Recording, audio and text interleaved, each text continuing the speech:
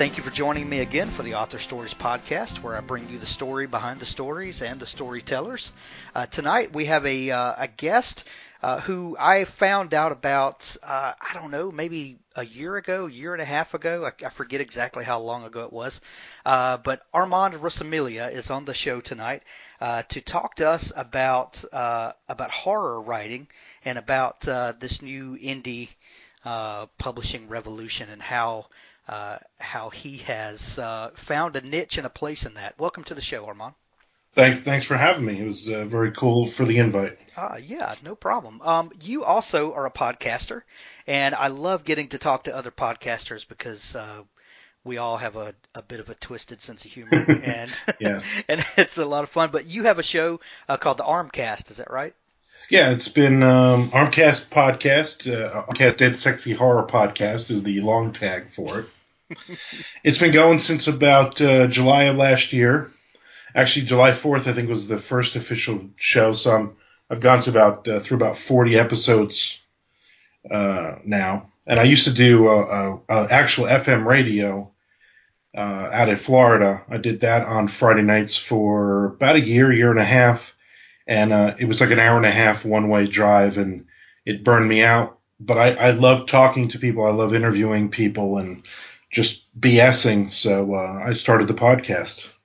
Great, and there's there's a huge space in podcasting for all kinds of voices, and there really is no better way to get to know people and to pick people's brains and to just widen your scope than sitting down and chatting with people. So I'm looking forward to it.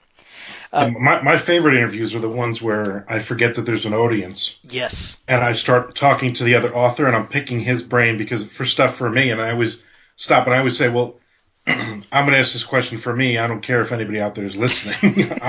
This is for me, and I've met so many cool people because of it. Yeah. And in my experience, and I know exactly what you're talking about, and in my experience, the ones that people say, man, that was the best episode ever, are those that you just kind of forget. And it's just, like I always tell guests coming on, it's just two friends sitting down talking about writing. And those are where the best episodes come from by far.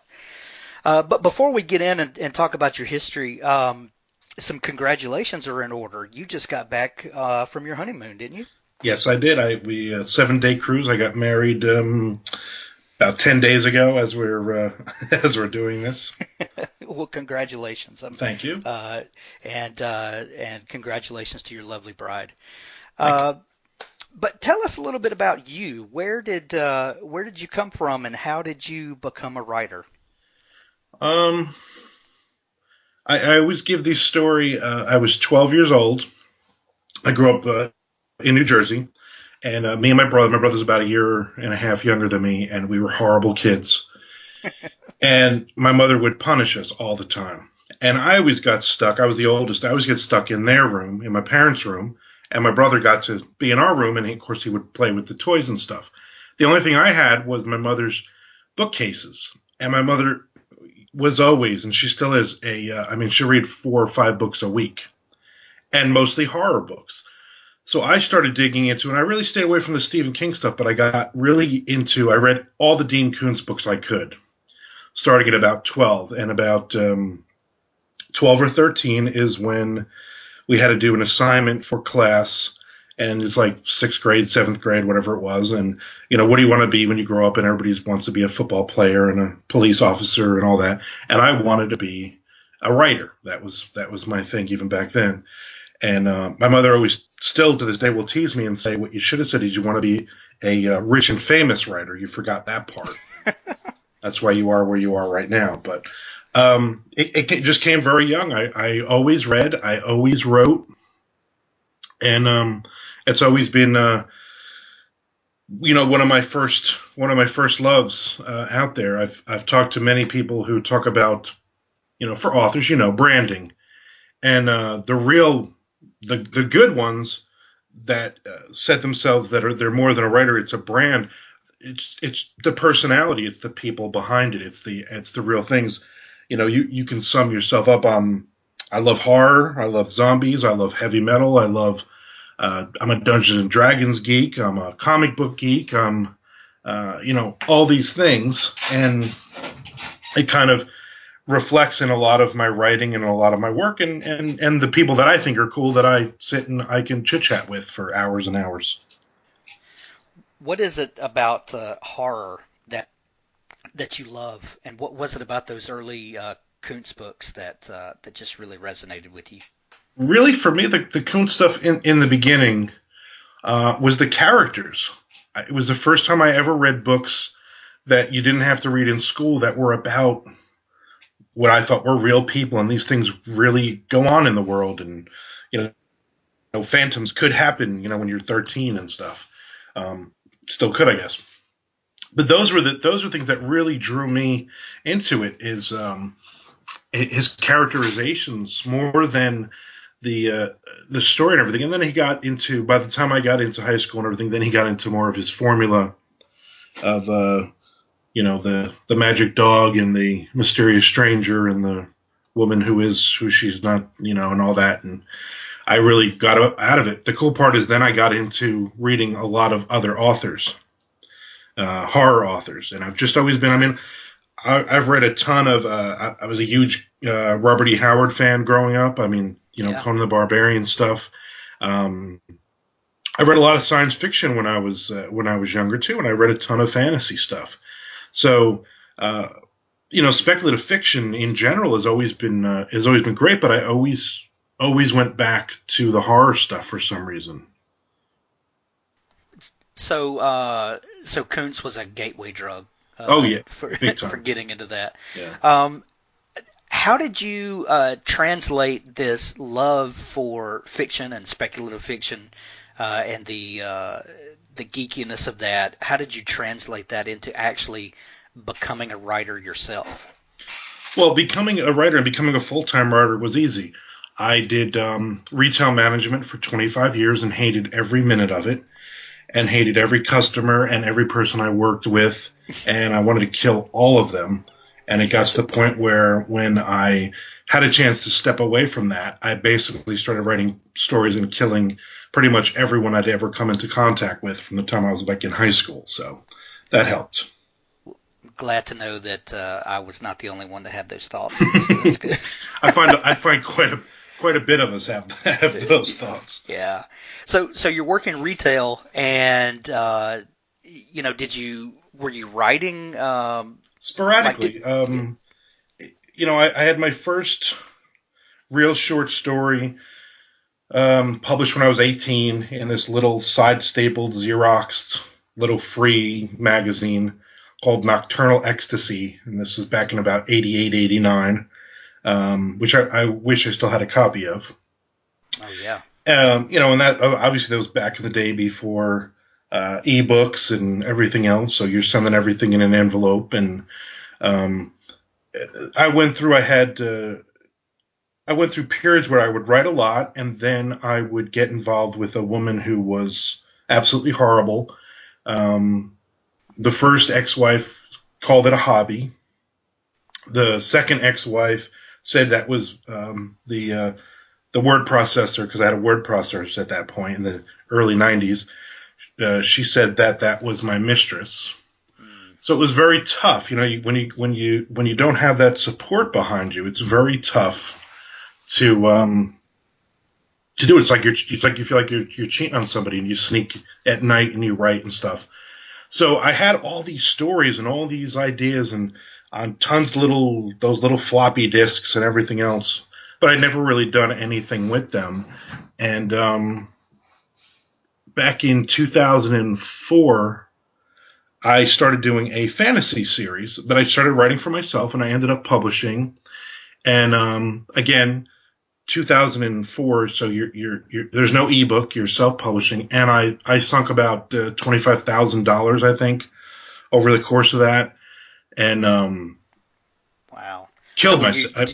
Did you just use like an independent press or something to? I did it myself. Yeah. I made up a company, did it myself, which at that point was a bad thing to do, as far as people were concerned. There was right. That vanity press. The stigma hanging over it, and I had no distribution or nothing else, and there was the internet, but it wasn't like it is now. So, Right. and that was it. So I took a bath on that, pissed off a lot of people, a lot of other authors, and I stopped writing for probably 3 or 4 years, where I just didn't write anything. And then I started writing a little bit, and I'm guessing it's about 2007, I want to say. I started dating a woman, which was a mistake. Once again, I'm really good at that. And I started writing again, and really what I was doing was I was writing to kill the first two ex-wives, and I was writing to kill her half the time as well. And what happened was then I jumped in it like 2009. I said, I'm going to get some stuff published. And it just happened that I jumped in with ebooks, and I did my homework, and I made a ton of mistakes. And I jumped in, and at the same time, then I lost my job in I'm guessing 2010 maybe. And I said, I'll do this self-publishing thing for 6 months. And if I can't make any money, I'll go get a job. And I was kind of looking for a job at that point. And I got very lucky because I write very fast, and I write a clean first draft. So even though I didn't write steady for those 20 years, I was still writing, and I was still coming up with stories. So I had a ton of ideas and stories, and I just started writing them like crazy. And I started publishing short stories and getting into, different magazines and whatnot, whatever I could get into. And getting my name out there, and started working with the branding and all that stuff. And again, I made a ton of mistakes. And I was lucky because then I got an offer to do a work for a Hollywood company through a publisher who was looking for somebody who could write well and write fast. And I wrote Miami Spy Games, Russian Zombie Gun, which was basically was a 12-part story of about 10,000 words a piece. That their idea was they were going to sell it as a TV show, which they never did, but it opened the door for me to work and write quite a few books for them for prorate. So I was able to use that to get into the Horror Writers Association as an active voting member, and really take this seriously and never look back and saying, okay, I have to go out there and get a job now. So do you feel like that being a member of the Horror Writers Association and different groups like that, do you feel like that lends a sense of I don't even know the right word. Do you think that helps to get you recognized and for people to take you seriously?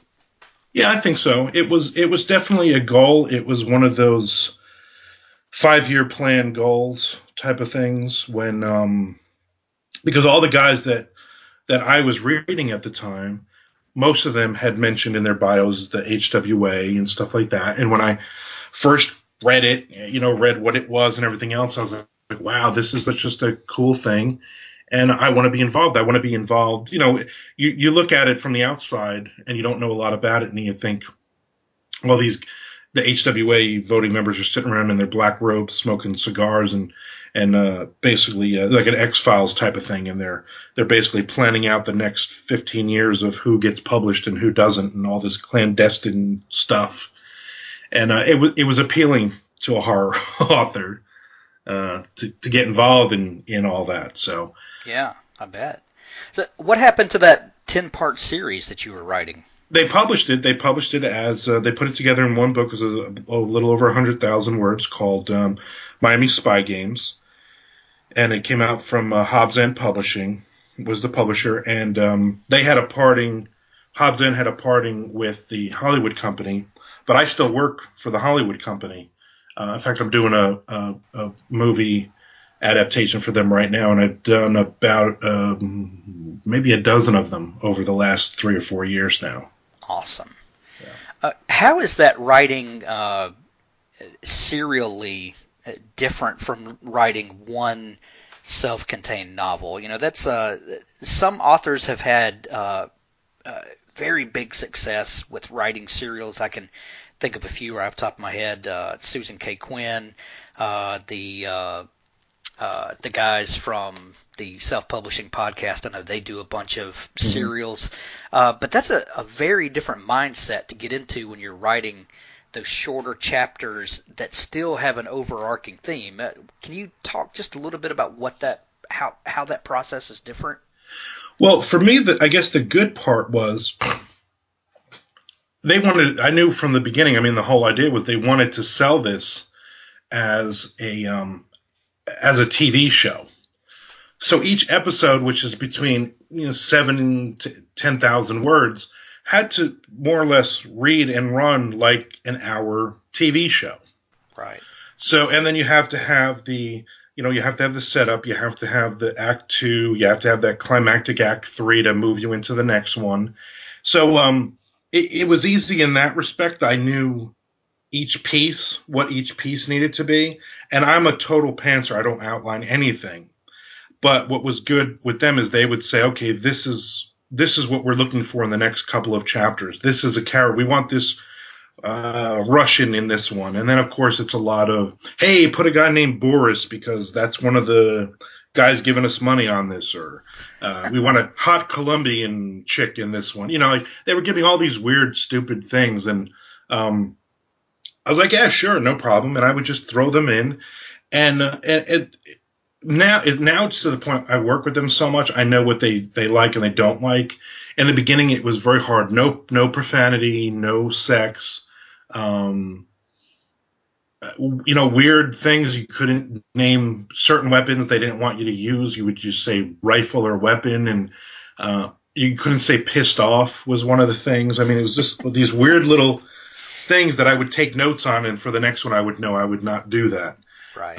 I would always try to add some stupid lines in there to see if I can get through. My favorite one I always put in every single book, and they've caught it in every one but 3, so hopefully they're not listening to this, is the line, follow me if you want to live. And I don't know why, but I put it in the first one, and they found it, and then my goal was to put it in. I've gotten in like 3 out of, I think, 12. That's just your personal Easter egg. That's That's awesome. Yeah. You said that you were a total pantser, but you've also said that you write really fast and really clean. I am always fascinated by people's writing process. The idea that you're sitting there and out of nothing you create an entire world and characters and plots and all of that. That the whole thing is just it's freaking magic. And I'm somewhere in between. I like to think that I'm very pantser-ish, but I kind of need to know where I'm going, or I sit and stare at the screen a lot. So I'm kind of a hybrid in between there. Can you talk about your process at all, and like what before you start, even though you don't outline, do you have an end in sight, or is it all just coming out of the ether as you're hitting the keys? Well, for me, it's more of cheating through it because, like right now, for instance, I have a dry erase board in my office where I write. I have 12 projects on my board that I'm working on right now. So I might only write 300 or 400 words in a story, and then I'll go back to it in a day or two. So it's just total pantsing, and it's getting into a story going, all right, well, this one's on deadline and it has to be done by then, so I have to do 1,000 words a day on this certain story. I just jump into the story and I just start writing. And then when I get stuck or when I'm like, yeah, this is pushing it, I'll move to another story. I might move to another story for half an hour and then get an idea for the other one and go back to it. But I can write 4 or 5 different things in a day and keep track of in my head of where they are. I mean, I take notes. I have Post-its. I have 2 desks in my office and 2 computers. One of them is just for writing, no internet connection.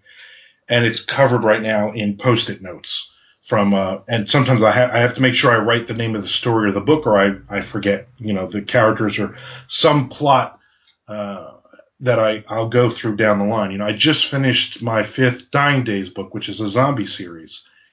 And I literally had no idea what the story was going to be, where it was going. And I finished it, and it's with beta readers now, and they're like, one guy's like, I can only imagine the charts you have because of all the twists and all the different things and all the characters in it, and how you do this with the zombies and on and on. And I'm like, yeah, I'm like, well, yeah. I'm thinking that's just all off the top of my head, you know? So this is your fifth Dying Days book. When did you start that series? In 2009.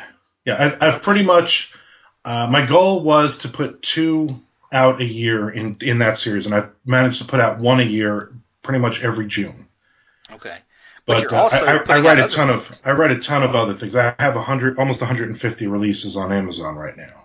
That's crazy. Yeah, I pulled up your Amazon page a little while ago, and it was like 13 pages worth of Yeah. stuff. What was your first series or your first book that really took off and let you know, okay, I'm on to something here? That was Dying Days. That was that first Dying Days book. Okay. I had written other stuff, and at that point, I didn't even like zombie stuff. I never read a zombie book. I never read a zombie story or anything. And I was in Barnes & Noble, and I saw The Rising from Brian Keene. I had no idea who Brian Keene was, but the cover looked really cool. I was like, oh, cool, horror book. And then I read it, I'm like, zombies. No, I didn't see anything else. I bought it, brought it home, read it, and right from page 1, I think I read that night. And for me, it was, you can write something different for zombies. Yeah. And you can, and he was just a phenomenal author. And I said, all right. So I kept that in the back of my head. And actually, Dying Days wasn't the first one that I wrote. I wrote a one called Highway to Hell. And Comet Press was looking for extreme zombie novellas, basically. So I wrote this over the top, which the opening line is really bad, but and then there's a couple of sex scenes with zombies, but whatever. But it was like it was like different. Basically, the whole idea behind it was the zombies don't want to just bite you; they also want to sexually violate you. That'll ruin your day. Yeah. So, and Highway to Hell, they ended up not taking it, but I said, I'll just self-publish this. And when I did, at the end of that, when I did it myself, I wrote a short story starring called Rearguard, starring this woman, Darlene Bobich, which I had written in a flash fiction piece for an anthology called like 365 Days of Horror or something that came out a year or two before. And I remembered her as the character, and it's like a 500-word short story about her shooting her dad because he turned into a zombie. And I loved the character once I wrote the short story, and I said, you know what, let me do something with this. And that became the Dying Days series, and she became the main character, and it just completely took off when I put out that first Dying Days book. And for me, it was Highway to Hell was I wrote my zombie book, now I'm going to go do something else. And people won't let me just do something else. Right. I know what you mean about, zombies. At first blush, you're like, man, that has been so worn out, and it's so one-dimensional. And I just turned in a book for Apocalypse Weird, the series that I'm writing for, and I am not a fan of zombies. And I got about 3/4 through my book, and there was a perfect place for zombies. And I was like, I'm going to do something different. I'm not going to, do the typical trope. And man, there's something satisfying about writing creatures that you kill and they get back up and you have to blow their heads off to do. Yeah. Well, what's fun for me is after I did halfway through the first one, I knew I was doing a second one. I knew it was going to be at least a trilogy. But by the time I got into the third one, I had figured out, okay, because, it gets to the point where, okay, eventually they're just going to run out of food and they're all going to die. So how do we not get to that point? And then it was like that, boom, it was like the light bulb went off about halfway through 3 of, okay, I can extend this and it'll make sense as far as a zombie book and keep going. So, I mean, I already have the idea in my head. I finished 5, like I said, is a beta read. It'll be out middle of June. And I've already got the basic idea for 6 of where this book is going to. Awesome. And that's not the only series that you're writing either, is it? No, I have a bunch of other stuff. I do a horror erotica series called Necromance. It's short stories that Hazardous Press puts out. In the Dying Days world, there's also a side series called Dying Days Origins, which gets the origins, beginnings of some main, not main characters. And I also do a thing in there called Still Dying, which is short stories set in the world.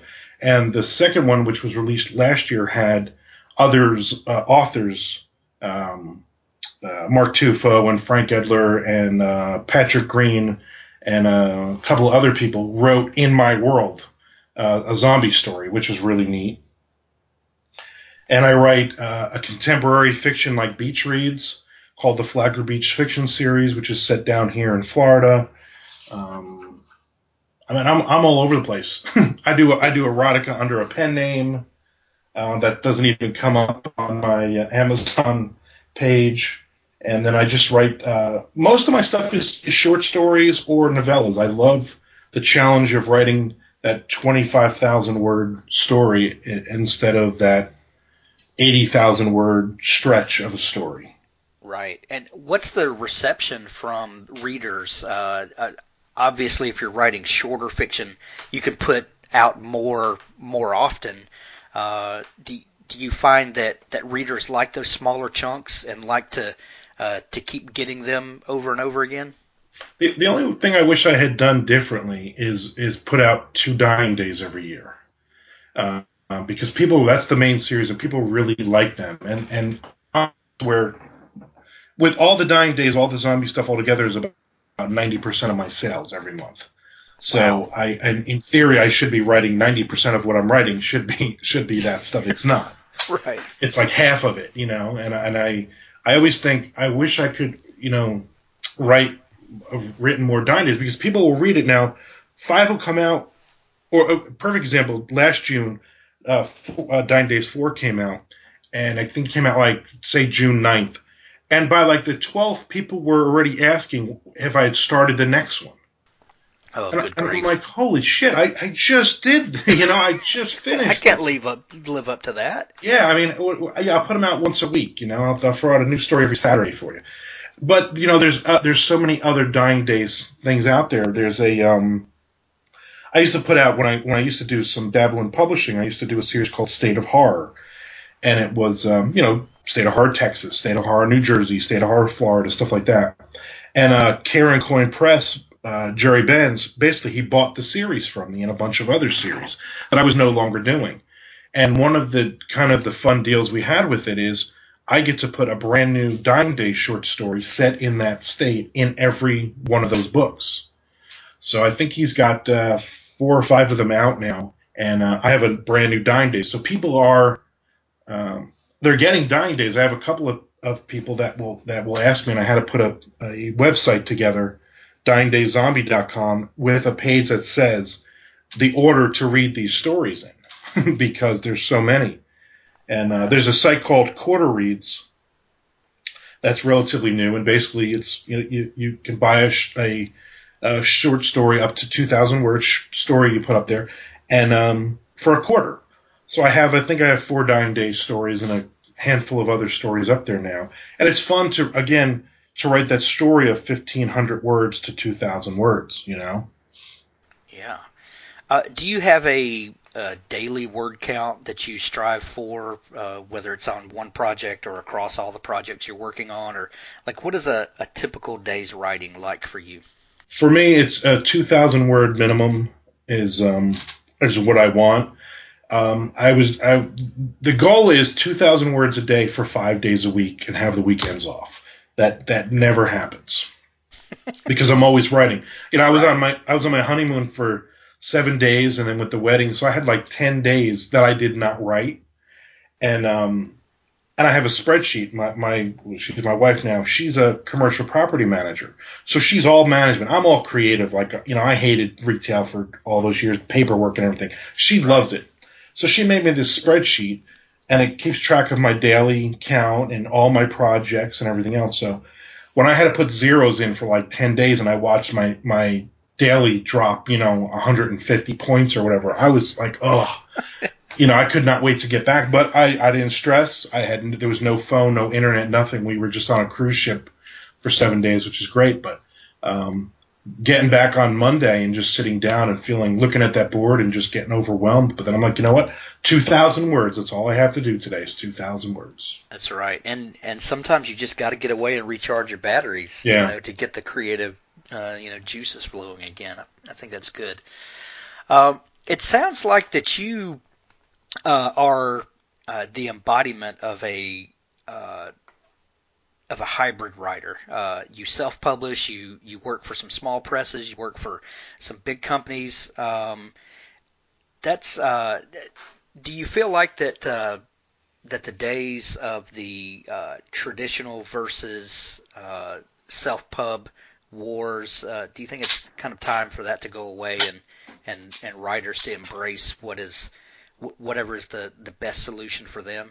Oh, I definitely agree with that. I mean, you look at a guy like Joe McKinney, who has some, works with a great agent and traditional publishing, and then will put out short stories still, and he'll still work with a lot of small press. I mean, I've been in 4 or 5 anthologies with him now in small press, and you can go into any bookstore, you can go into any Barnes & Noble or Books A Million, and Joe's books are on the shelf with everybody else. And but he's still doing small press. He still remembers where he came from, and maybe that's not where he's making his money, but that's still what he enjoys doing. And for me, that was a lesson to do that. When I first came up and I started getting serious about this, I was very lucky to be able to get a lot of advice from Scott Nicholson and from reading J.A. Conrath's blog and everything that he went through. And just those 2 guys, again, I made a ton of mistakes, but I learned a lot of cool stuff. And one of the things for me was this ebook thing is brand new and everything. Maybe this lasts a year. And then what am I going to do? So I don't put all my eggs in one basket, and I still don't. I mean, I'm talking with an agent now who's pitching one of my books. I'll go to World Horror, and I'll pitch another book to a major small press. And I've worked with I've worked with Hazardous Press, and I've worked with Angelic Night Press and Ragnarok Publications. And there's a couple other ones that I will be working with this year very soon. And then in anthologies, Crystal Lake Publishing. I'm trying to find a good mix that I'm not just doing all self-publishing. And it helps, because if I put out a book, or even an anthology, if I put out a short story like there was one that Simon DeWar came out with called Suspended in Dusk, and had forward by Jack Ketchum, which is great. And my story in there has led to a lot of sales that people have said, I read that short story. I would have never known who you were. What else do you have? Or I'm on Amazon now. Where do I start? Because you have so much out.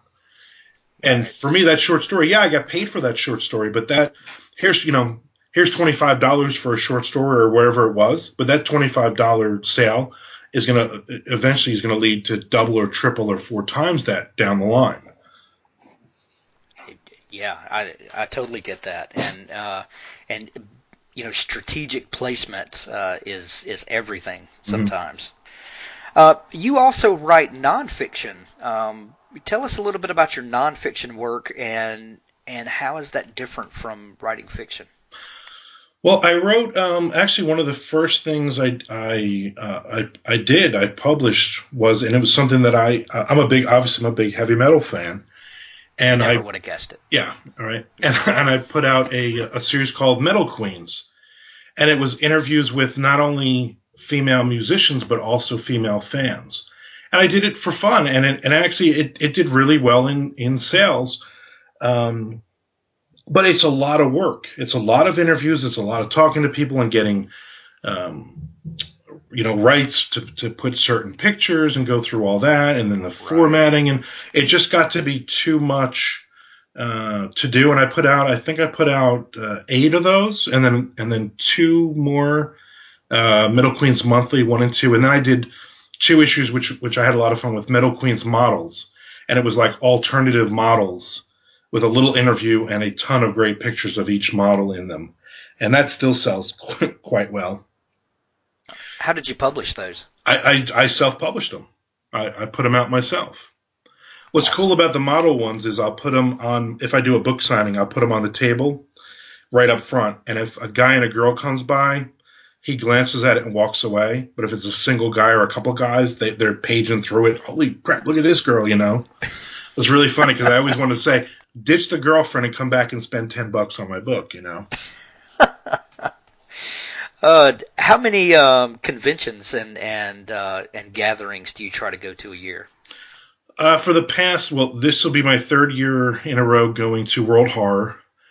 I did Imaginarium last year in Kentucky, which was the first year for that. I'll do it again in this September in Louisville. This year was my second year doing Mid-South Convention in Memphis. I do Spooky Empire in Orlando. I used to do Oasis in Orlando, and I used to do Necronomicon in Tampa. I used to do those Florida, but I've gotten away from those because there's a lot of just the same people over and over. Right. And I do a lot of I do local book signings. I do every couple of months. In fact, I'm doing this Saturday is Free Comic Book Day. And for the last 3 years at the local comic book store, what used to be local, it's about an hour away now. I always sell books there, and a lot of people like the zombie stuff, so I'll do that. Awesome. I try to get out there, and I try to like for me, World Horror is awesome because I meet the publishers in person, I meet the other authors in person. It's great photo opportunity. I'm not shy. In fact, people goof all the time because every time somebody has a camera, I always yell, "Tag me" in that. And it was kind of the running joke at the wedding. I had author Frank Edler down from New Jersey, and him and his wife came to the wedding. And when he posted the pictures that he took on Facebook, he put hashtag tag me in that because that was what I kept telling him. I love it. But yeah, I mean, you can, as an author, you can get lost sitting in your office or sitting in wherever you write, and forgetting that there's actual other people out there. Yeah. And I'm very lucky. Obviously, I just got married, but we've been together for 2 years. And when I came into this relationship, she had a career. You know, it was the first time I dated anybody that had a career instead of a job. And she, she just built it. She just had a house built, and she was very well off and self-sufficient. So, and it just worked. We just get along, and she's very supportive. She'll go to the conventions with me. She loves to people watch, so she'll sit in the lobbies and goof on people and have a good time. And it's great. It's such a weight off my shoulders because I'm able to write every day. This is what I do. You know, she always says you can stop writing whenever you want, and then you're gonna go get a job, and that keeps you honest. Though, yeah, I'm gonna work. You know, she'll come home and she'll say, "What'd you write today?" or "What'd you get done?" And she takes an interest. She'll ask me, "Hey, did this person publisher get in touch with you, or how did your interviews do for the podcast and all that?" She'll tell me, "Hey, Amazon paid you today, and this is what they paid you." Because I'm creative. I don't care about all that. You know, I couldn't tell you how much money I have in the bank or on the credit card or in my pocket right now, but she'll handle all that stuff, which is great, and it's a weight off my shoulders. And I'll tell you what, having a supportive spouse and family is it's more than worth its weight in gold. Yeah. And if you have a creative person in your life, support them. You never know whose life those stories are going to touch. You just never know. Yeah. And when you just constantly rip on someone that they're wasting their time or something, it's not doing the world any favors. No, I'll tell you a quick story. The girl I was with before, Shelley, I was with her for 6 years, and it was a constant fight. She didn't want me to write, and then when I lost my job, her thing was go out and get another job. And as I'm looking, I'm writing and I'm getting all this together, and she just hated it. She hated, wasting time, and she would go to work in a crappy job, and she would come home and, "What did you do today?" And, "Well, I wrote, 2,000 words." Well, no, she didn't hear that. She wanted me out looking for a job. And we were renting a place, and the landlord basically said, "I want my house back." And he tried to throw us out illegally, and he turned the water off. So we had no water for like 3 weeks with nowhere to go. Oh, man. And we had a swimming pool out back. So my son, He's 19 now, but he was like 16. It was like a week or so before high school was starting. We had no running water, so we would have to scoop a bucket of water out of the pool, which the pool didn't work, so the pool started getting green. And we'd have to take that water to pour it into the toilet just to flush the toilet. And it was like a movie. Like, literally, she basically just said, I'm leaving. I have a place. And it turned out she had a boyfriend, too. I'm out the door. Nice. And she literally walked out the door, and my phone rang from Vincent Hobbs, who was working for Hobbs and Publishing at the time, and said, dude, I don't know you, but I know you're writing. I love your style. I know you write a lot. And this movie company wants a handful of writers to write this stuff. It's pro-rate. Are you interested? And as I'm sitting there, I'm like, yeah, and I'm giving them this whole speech. I do this for a living and on and on. As I'm doing this, my son, who's like 16 at the time, is walking past me with this bucket of water so he can flush the toilet. And he points at it with the finger and he goes, yeah, you're doing a great job. And I gave him the finger. Man. I gave him the finger as he went by, and I just continued my spiel, and I got the job. And we always joke about that because he's as sarcastic as I am. But it's like, yeah, you're doing a great job. You know, I got to flush the toilet with this water. But I always, for me, that's always that thing that I remember. Like, that was the lowest point. I mean, we would stand outside. I remember yelling, Jay, hurry up, it's raining, so we could take a shower. You know, I mean, we did that for almost a month like that. Living, we had nowhere to go. So it's humbling. At the same time, I started making money, and then I never looked back from that because I know no matter where I am, it's not going to get that bad. I don't want to go back. And it's somebody once asked me, where do you write from? Where's your energy? Blah blah blah. And I say it's the fear. It's the fear of being homeless. It's the fear of having to work a horrible 9-to-5 job again. I mean, that's what drives me. That's what gets me up in the morning to write. Yeah. Well, I've heard Brandon Sanderson say before, people say, how are you so prolific? And, you put out, 400,000 word books a year or something. How do you do it? And he's like, because I don't want to work a real job. Yeah. That scares me to death. Yeah. That's a powerful motivator, I'll tell you. So as a writer today, and you touched on this a minute ago, but as a writer today, whether you're indie or traditionally published or whatever, unless you're Stephen King, you have to be out there communicating with your readers. How important is that to you, and how do you go about cultivating a relationship with your audience? I think that's the most important. I always say that writing is about 25% of your job as an author. And it's the marketing and the promotion and just the hands-on with your readers of that other 75%. And to me, that's really important. I see a couple of authors now who have gotten bigger, who have handlers and people who all of a sudden their Facebook and their Twitter posts change a little bit. And it's like, somebody else is doing this for you now. Like, you can't be bothered. And I understand there's that pressure, but for me, it's just the fun of chatting with people. And again, what I always say on my podcast is my pet peeve with any author is buy my book, buy my book, buy my book. That drives me nuts. I dropped out of 40 or 50 Facebook groups at the turn of the year because every single one was the same, and it was like the same guys.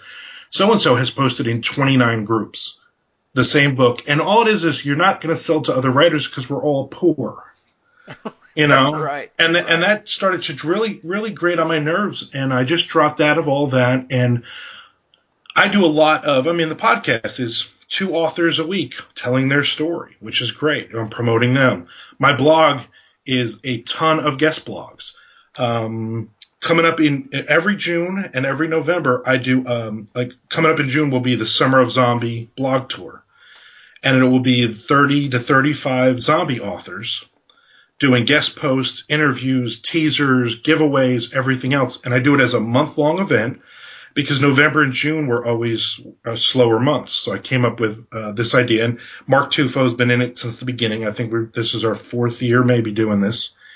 And I do this event twice a year, and it's not. It's promoting me, but it's the karma of I'm promoting 30 other zombie authors out there, and we all get sales from it. Everybody at the end of the month is very happy with meeting a ton of new people, and I can't tell you um, how many new readers I get from this that they say, "Hey, I was a big reader of so and so, and then I saw your post on the tour, and I read the first book." And now I'm on the fifth book or the eighth book or whatever I'm reading of you. So it's for me, a lot of it is helping other people with guest posts with that, and I'm a firm believer in the karma aspect of I'm where I am because I'm not an ass to people. That's right, You know? and you can't keep doing good things for other people and it not come back around. It's just a law of the universe, you know. You Yeah, you don't do it for that reason, but it's just a fact, you yeah. know. And when you shamelessly promote other folks over yourself, it makes it a better atmosphere for everybody Yeah, all around. it's just a positive. I do this would be my second year. I've done authors supporting our troops. That was the next thing I was going to ask you about. But go ahead, tell us about that. Well, it started out a couple of years ago. What happened was author Joe McKinney had one of his readers' sons or daughters was a soldier overseas, so he said, "Hey, I'm going to collect a handful of books," and I think he got 400 or 500 books. And of course, I signed 5 or 6 books and sent it to him, and he sent them overseas. And then I was going through my website, and I'd done an interview with him on there, and I remembered I'd read some about it, so I contacted him the beginning of like last year, or actually like the Christmas right before, and I said, "Hey, are you doing that again this year?" And he said, "No, luckily the person is back." And I said, "Would you mind if I do it?" Because at the time, Shelley was my fiance. Her godson was in Kuwait, and I had sent him a couple of my books. And he's like, "Yeah, sure, that'd be great. I'll send you some books." So I started. So last year we ended up collecting 3,000 books, all signed by authors, all new books Wow. signed by the authors. Publishers got involved, and it became a huge event. We did T-shirts because I said, I'll do it out of, no big deal. I'll do it out of pocket. And then I realized this is going to cost me about $1,500 with all the Yeah. shipping and everything else. And people were donating money. People were buying the shirts, and all the profit from the shirts went towards the event. I mean, it was awesome. And what I would do was you'd send me books. I would post it in a permanent Facebook group, the picture of your books and tag you in the event page and on my own page. And then people were, "Oh, this is great. Hey, that looks like a good book." And people were making sales on that. And not wasn't necessarily what the event was about. But again, karma, Well, yeah. if you make some sales on it, hey, that's great. You knock yourself out. Yeah. And to get the pictures back from the soldiers opening the books and holding your books and stuff, I mean, that was just awesome.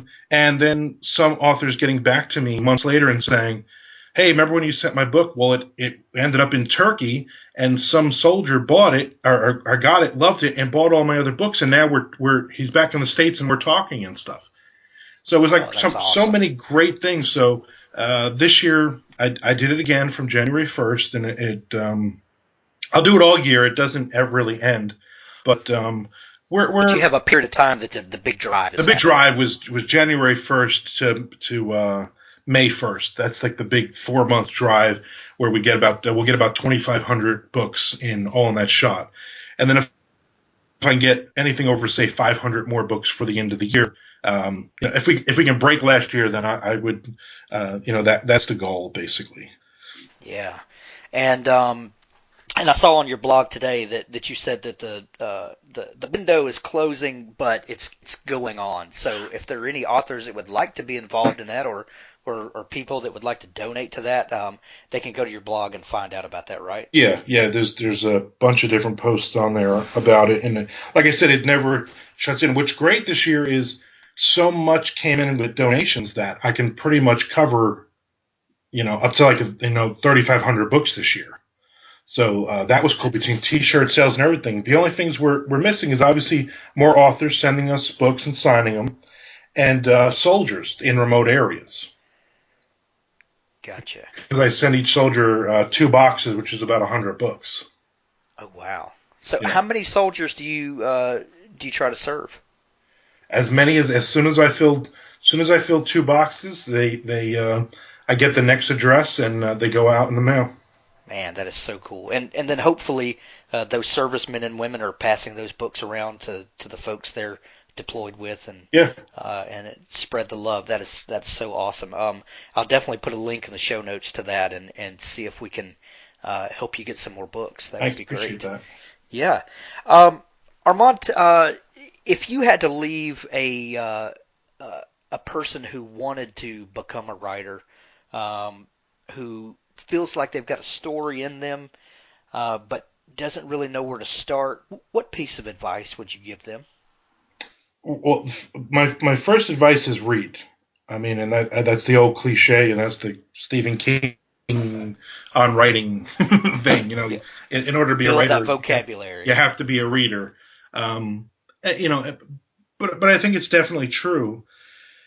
I still read a lot, but I only read nonfiction now. I mean, I've probably there's a handful of books that I've read because somebody's wanted me to blurb it, or it's like an author like a Brian Keene or Joe McKinney, somebody at Mark Tufo, somebody that I like. But otherwise, I read a ton of nonfiction. But I'm still reading. I'm still getting ideas and seeing, like you said, the vocabulary and you see the voice of each author and stuff. And I think that's really important. Just do your homework. Ask a ton of questions. There's nothing cooler for me than a new author. I had a guy who was asking me questions. I said, here's my phone number. Just call me. And he was like, oh, my God. And I'm like, I'm nobody. Just call me and I'll answer your question. I just don't like to – if I'm typing, I want to – that's money. You're right. I could sit here and type for the next 5 hours back and forth to you.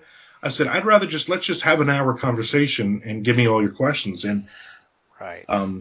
It's very cool. It's very cool for me to see authors that were new when I came up and now are mentoring other people. And it's out there. Like I said, I was very lucky. Scott Nicholson, Jay Conrath, people like that were willing to answer questions. And they posted a ton of stuff on their blogs. Read a ton of blogs. Read Chuck Wendig's blog is awesome. Robert Chaz Chute is another one that really posts and just tells you the good, the bad, and the ugly, what's going on. I mean, sales wise, and hey, I tried this and it didn't work, and different things like that.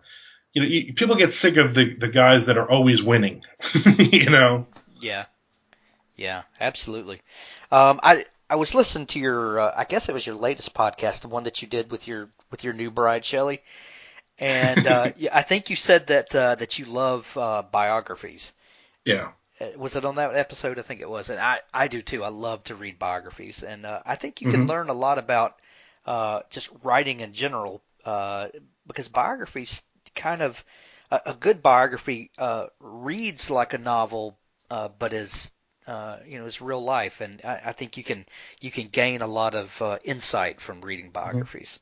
Well, I think for me the cool part is, anybody can make something up, but when you read some really weird biographies or even pieces of them, and you read about people's life stories, and you're like, this really happened, or generally maybe happened, right.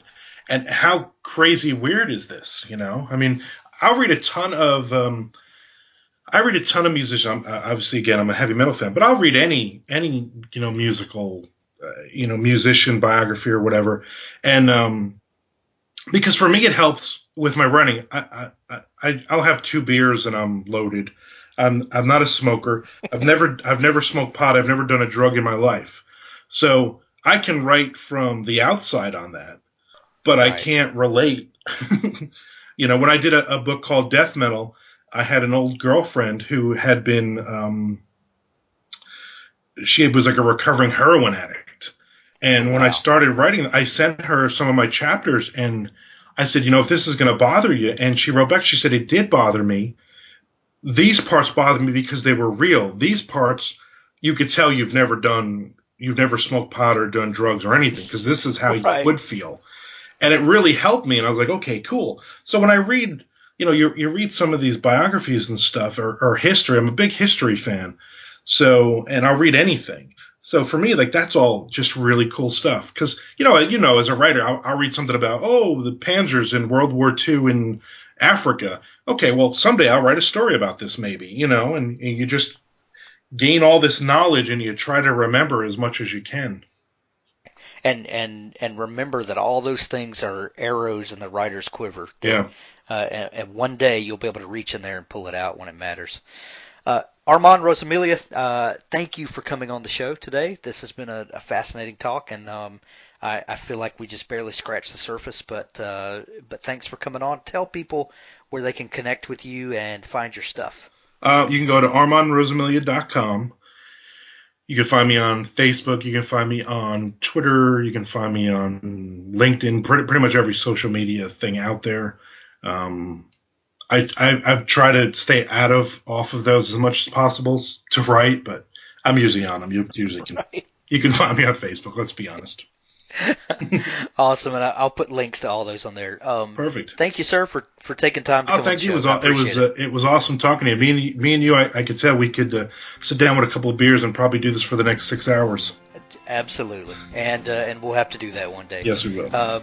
Thanks for coming on the show. Thank you.